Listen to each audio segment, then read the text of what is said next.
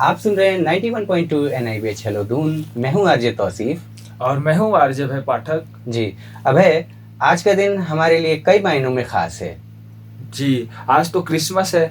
बिल्कुल, आपने सही कहा, आज क्रिसमस है। सबसे पहले हमारे श्रोताओं को हमारी NIBH हेलो दून की टीम की तरफ से क्रिसमस की ढेरों शुभकामनाएं। पर आज के दिन को हमारे देश में सुशासन दिवस यानी गुड गवर्नेंस डे के रूप में भी मनाया जाता है। जी, इस बात से तो हमारे श्रोताओं को पता चल गया होगा कि आज हमारे पूर्व प्रधानमंत्री श्रद्धेय श्री अटल बिहारी वाजपेयी जी का जन्मदिवस है। सबसे पहले तो हम सभी देशवासियों को शुभकामनाएं देते हैं। जी, आज ही के दिन 1924 में श्री अटल बिहारी वाजपेयी का जन्म ग्वालियर में हुआ था। जी, और तो सिर्फ मैं बताऊं तो उस समय क्रिसमस की भी तैयारी चल रही थी। तो जैसे लग रहा था कि अटल बिहारी वाजपेयी जी के आगमन में पूरा सजावट हुआ है, पूरा देश सजा हुआ है। बिल्कुल सही कहा आपने। और उस समय किसी को अंदाजा नहीं था कि वे एक दिन देश के प्रधानमंत्री भी बनेंगे। जी, अगर उनके ग्वालियर से दिल्ली तक की यात्रा की बात करें तो उनका एक पंक्ति है कि हार नहीं मानूंगा, रार नहीं ठानूंगा। इस पे सटीक बैठता है। जी, और वो जब पहली बार सांसद बने सन 1957 में, तो उनके भाषण को सुनकर देश के पहले प्रधानमंत्री पंडित जवाहरलाल नेहरू ने कहा था कि ये लड़का देश का एक दिन प्रधानमंत्री जरूर बनेगा। जी, तो सिर्फ जी इससे मुझे एक बात और याद आ रही है। जब 1991 में संयुक्त राष्ट्र संघ में कश्मीर मुद्दा को लेकर पड़ोसी देश गया था, तो उस समय जो हमारे प्रधानमंत्री जी थे, कांग्रेस के प्रधानमंत्री जी थे, जी, और ये विपक्षी पार्टी के नेता थे अटल बिहारी वाजपेयी जी। तो इतना विश्वास था विपक्ष पर, उस समय के गवर्नमेंट को और हमारे अटल बिहारी वाजपेयी पे, कि विपक्ष में होते हुए भी उनको संयुक्त राष्ट्र संघ में अपना प्रतिनिधित्व करने के लिए भेजे।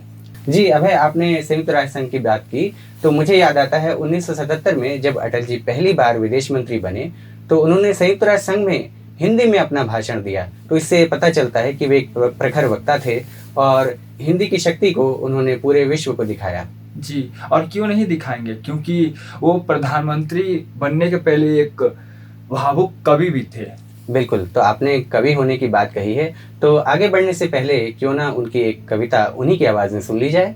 जी, लेकिन उसके पहले मैं उनकी लाइन अपने जुबानी कुछ कहना चाहूँगा जी, कि मौत सी ठन गई, मौत सी ठन गई, जूझने का मेरा इरादा न था, मोड़ पे मिलेंगे इसका वादा न था, रास्ता रोक कर वो खड़ी हो गई, कि रास्ता रोक कर वो खड़ी हो गई, यूं लगा जिंदगी से बड़ी हो गई, मौत की उम्र क्या है, मौत की उम्र क्या है, दो पल भी नहीं, जिंदगी सिलसिला आज कल की नहीं। ऐसी ही उनकी कई प्रसिद्ध कविताएं हैं, जैसे कि कदम मिलाकर चलना होगा।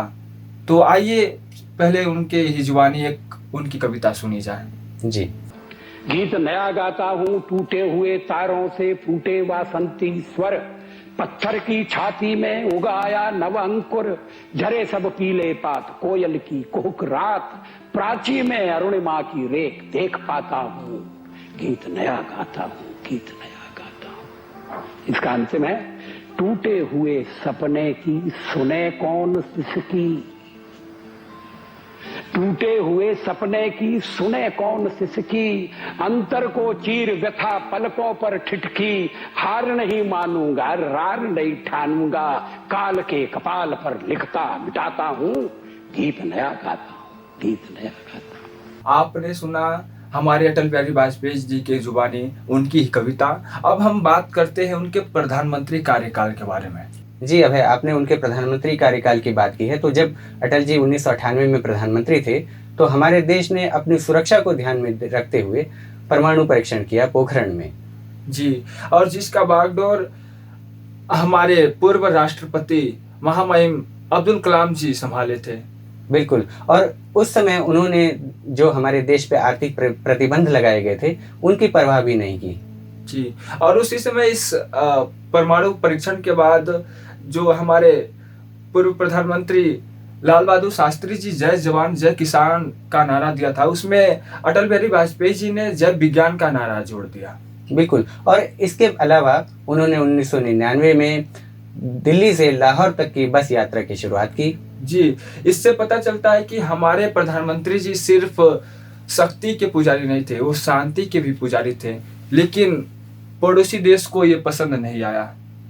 जी, आपने सही बात कही। पड़ोसी देश को पसंद नहीं आया, उन्होंने कारगिल पे हमला किया, पर इसके साथ-साथ उन्होंने देश की रक्षा के लिए हमारी सेनाओं को खुली छूट दे दी और हमने अपने देश की सुरक्षा की और उस विजय को हम विजय दिवस के रूप में मनाते हैं हर वर्ष 26 जुलाई को। तो अब आगे बढ़े और उनकी योजनाओं के बारे में अब बात करें तो सबसे महत्वपूर्ण योजना थी उनकी स्वर्णिम चतुर्भुज योजना। बिल्कुल अभय, आपने सही कहा।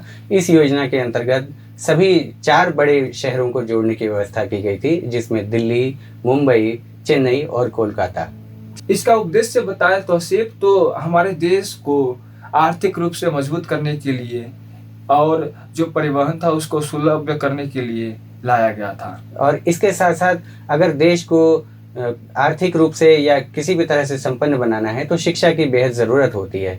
इसीलिए उन्होंने सर्व शिक्षा अभियान की शुरुआत की, जिसके अंतर्गत 6 से 14 वर्ष के बच्चों को निःशुल्क शिक्षा की व्यवस्था की गई थी। जी और 86वें संविधान संशोधन 2002 में उन्होंने मौलिक अधिकार में भी इसको शामिल कर दिया था। बिल्कुल। और इसके अलावा उन्होंने प्रधानमंत्री ग्रामीण सड़क योजना और अंत्योदय योजना, इसके अलावा और भी कई अन्य योजनाओं को शामिल किया। और तौसीफ जी, एक और योजना है उनका किसानों के लिए, जो किसान हेल्पलाइन नंबर उन्होंने जारी किया था। बिल्कुल अब है, इससे तो मुझे घटना याद आती है। जब इस योजना का शुभारंभ हुआ, यानी कि इस हेल्पलाइन का शुभारंभ हुआ था, तो इस प्रोग्राम को मैंने लाइव रेडियो पे देखा था, जिसके अंतर्गत हमारे किसान भाई उस हेल्पलाइन पे कॉल करके कृषि से संबंधित कोई भी जानकारी ले सकते हैं। जी, इसके बाद उन्होंने सन 2005 में सक्रिय राजनीति से संन्यास ले लिया। जी, पर देश उनके योगदान को कभी भुला नहीं पाया, ना ही भुला पाएगा। इसलिए 2015 में उन्हें सर्वोच्च नागरिक सम्मान यानी भारत रत्न से सम्मानित किया गया। जी, और उसके बाद 16 अगस्त सन 2018 को इस देश को उन्होंने अलविदा कह दी, लेकिन उनकी खुशबू आज भी इस देश की मिट्टी में महकता है और आज भी इस देश को आगे बढ़ाने के लिए, इस देश की राजनीति के लिए एक प्रेरणा स्रोत है। बिल्कुल अभय, सही कहा। और हम सभी की तरफ से उन्हें शत शत नमन और भावभीनी श्रद्धांजलि। जी, और इसी संवाद के साथ अब हम लेते हैं विदा आपसे। फिर मिलेंगे किसी और कार्यक्रम में, तब तक के लिए सुनते रहिए 91.2 NIVH हेलो दून।